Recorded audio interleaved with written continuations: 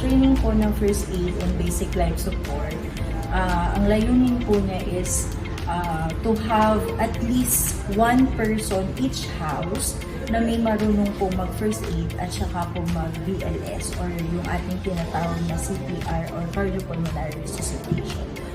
Ang pinaka-importante na may saalang-alang na lesson na dapat tandaan ng mga participants natin ay na buhay po ang pinag-uusapan natin.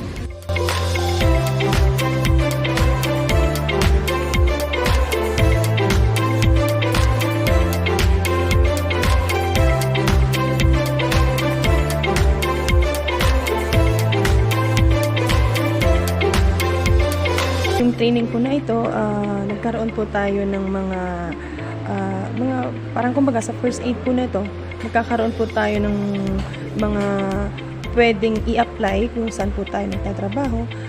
Dapat sa yung mga ganitong situation, yung mga halimbawa yung mga disasters, dapat lagi tayong handa. Kailangan lagi tayong alerto kasi hindi natin masasabi yung mga bagay-bagay na mangyayari or pwedeng mangyari sa mga paligid natin.